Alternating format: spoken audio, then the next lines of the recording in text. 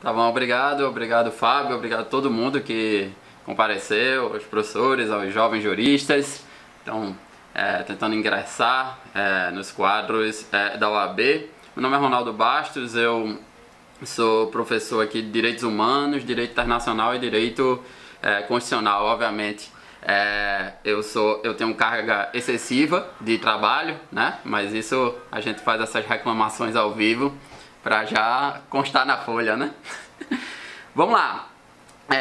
Eu vou tentar abordar essas três disciplinas. Eu não vou falar muito de estratégia, porque eu acho que os colegas já falaram bastante, né? A OAB não tem concorrência, né? Então você concorre com você mesmo. Então, estratégia inclusive na escolha das disciplinas que você vai se dedicar mais, né? De acordo com o número de questões, né? Nesse sentido, o Direito Constitucional tem 7 questões na prova da OAB, Direitos Humanos tem 2 e Direito Internacional tem 2. Eu quero começar por essas duas últimas, Humanos e Internacional, porque eles têm um problema na prova da OAB, que é não ter edital, né? Não tem ementa na prova da OAB de Direitos Humanos e Direito Internacional. E além de não ter ementa, são disciplinas que pode cair quase tudo sobre tudo, né? Porque a quantidade de tratados internacionais de direitos humanos e tratados gerais são inúmeros, né? Cada vez mais há uma internacionalização do direito. E isso faz com que a gente tenha que tomar escolhas trágicas, né? A gente tem que dar um foco em determinados assuntos que a gente acha que vai cair porque são mais abordados e a gente acha que vai cair porque são assuntos, digamos assim, da moda, né? São assuntos que estão sendo debatidos, né? Em direitos humanos eu quero começar com um assunto da moda, que é um assunto que não foi cobrado na OAB e que está sendo muito debatido e que eu acho que pode vir a ser cobrado na OAB, que é o assunto do incidente de deslocamento de competências. Vamos dar um contexto para a gente falar desse assunto. A gente está com a DPF 635 a ser debatida no STF, inclusive com a audiência pública, sobre letalidade da Polícia do Rio de Janeiro. Letalidade da Polícia do Rio de Janeiro. Desde junho do ano passado, o STF ele proibiu, vetou as operações policiais nas comunidades, nas favelas do Rio de Janeiro, por causa do debate acerca dessa letalidade. E ontem, antes de ontem, teve a ação policial mais letal pela Polícia do Rio de Janeiro, chegando agora a 28 mortes. Pessoal, sem mimimi, eu não quero aqui fazer proselitismo, não interessa se alguns consideram que direitos humanos não devem existir, ou direitos humanos, só deve existir direitos humanos. O objetivo aqui, nesse momento, é discutir a prova da ordem. E eu acho que, nesse momento, é o momento para a OAB cobrar o incidente de deslocamento de competências. O que é isso? O Brasil é obrigado a cumprir uma série de tratados internacionais que ele ratificou, basicamente, especialmente os tratados de direitos humanos, né? E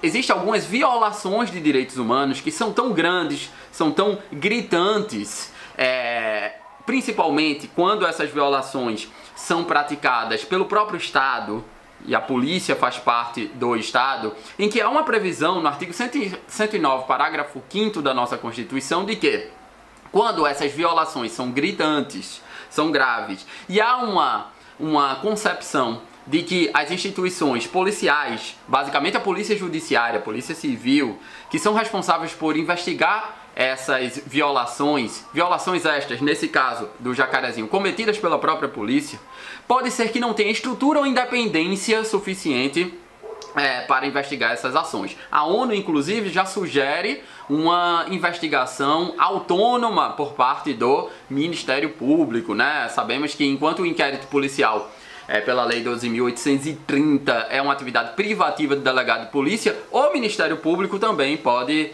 investigar, tem essa capacidade investigatória. Então, o que é um incidente de deslocamento de competência?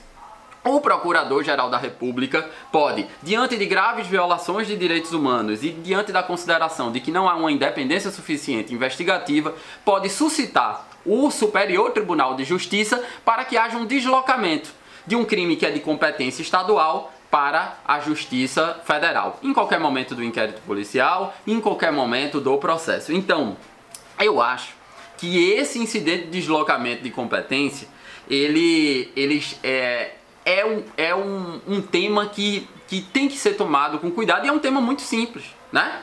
A questão, basicamente, as questões que cobram isso vão dizer: esse processo vai tramitar no STJ. Não, no STJ só há o suscitamento desse deslocamento de competência. O processo vai tramitar na Justiça Federal e também, se tiver em fase de inquérito, conduzido pela Polícia Federal. Então, isso é interessante. E aí eu contextualizo com outro tema que eu acho que pode ser cobrado no tema direitos humanos no Brasil, que é o Estatuto da Igualdade Racial, né? A gente está falando também de George Floyd, que acabou de ser condenado, de ser iniciado o julgamento. Acho que teve inclusive condenação, aquele negro americano que foi morto pela polícia americana. A gente teve aqueles casos envolvendo o Brasil, o caso Carrefour, por exemplo.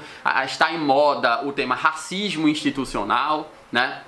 Então, é uma questão, a leitura do Estatuto da Igualdade Racial, da Igualdade Social, é interessante para vocês lerem. Outro assunto de direitos humanos no Brasil que está muito em voga no momento, né? Se não fosse essas questões policiais, é o assunto que é mais cobrado ainda do que esse Estatuto da Igualdade Racial, que é o Estatuto da Pessoa com Deficiência.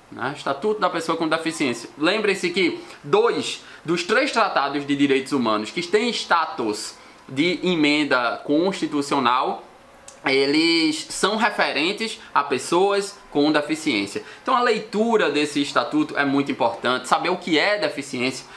Deficiência é uma soma, né? É um impedimento de longo prazo que a lei considera maior de 2 anos, mais os obstáculos sociais. É impedimento de longo prazo somado a obstáculos sociais. Dentro desses obstáculos que pode ser no que atina a infraestrutura, pode ser no que atina a cidade, mas pode ser também o obstáculo do preconceito, né? O que os doutrinadores de direito dos vulneráveis estão chamando de capacitismo, né? Quando você olha uma pessoa com deficiência e acredita que ela não é capaz, ou trata essa pessoa com deficiência como um herói. Você é um herói. No que atina ao direito internacional regional dos direitos humanos, Convenção Americana de Direitos Humanos. Convenção Americana de Direitos Humanos é sempre cobrado, letra de lei. Uma questão muito clássica nos concursos é a distinção entre... A gente tem uma divisão nos órgãos responsáveis pela proteção dos direitos humanos. Temos a Comissão e temos a Corte de Direitos Humanos. Diferentemente da Corte Europeia de Direitos Humanos, em que um cidadão pode peticionar para a Corte, na Corte Americana, Interamericana de Direitos Humanos, não é possível, né?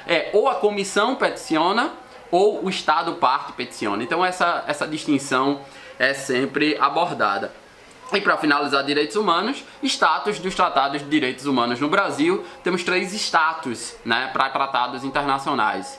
Os tratados que trabalham a temáticas gerais têm status de lei ordinária. Os tratados de direitos humanos que são aprovados segundo o procedimento do parágrafo 3º do artigo 5º tem status de emenda constitucional. Que procedimento é esse? Aprovado nas 2 casas do Congresso Nacional por 2 turnos, 3/5 dos votos.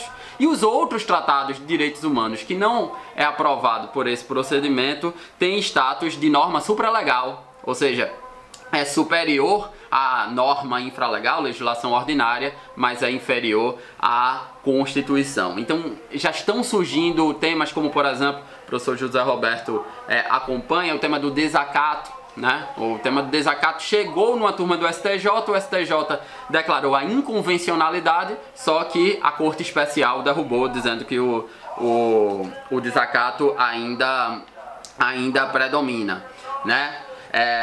direito internacional, né? O que é que você tem que ter cuidado com o direito internacional? O direito internacional você tem que ter cuidado com direito internacional privado, que é a principal atribuição de um advogado que se dedica ao direito internacional, né? Então, qual é a competência, quais são as leis que vão ser aplicadas a uma determinada demanda internacional, qual é a competência se o problema é relativo a relações familiares, a alimentos. Então tem competências que é de acordo com o domicílio do estrangeiro, de acordo com a nacionalidade do estrangeiro. Aqui basta uma leitura da Lei de Introdução às Normas de Direito Brasileiro. Ainda direito internacional, quem é competente para homologar sentença estrangeira, que é o Superior Tribunal de Justiça. Aí você vai ler na LINDB, tá lá que é o STF. Mas isso não predomina desde que a Constituição de 88 surgiu, que foi transferido para o STJ. E finalmente, direito constitucional, que trabalha alguns temas como controle de constitucionalidade, teoria da Constituição, direitos fundamentais e poder legislativo. De todos os poderes, o poder legislativo é o mais cobrado, né? O que é que vocês têm que saber de poder legislativo? Impeachment está sempre rondando o Brasil. Então, Câmara dos Deputados é que autoriza o processo de impeachment, enquanto o Senado Federal é que julga o processo de impeachment. Dá uma olhada nos crimes de responsabilidade do 86, artigo 86. Mais um tema, CPI. Quais são os requisitos da CPI? Então, 1/3 dos votos, fato certo, prazo determinado.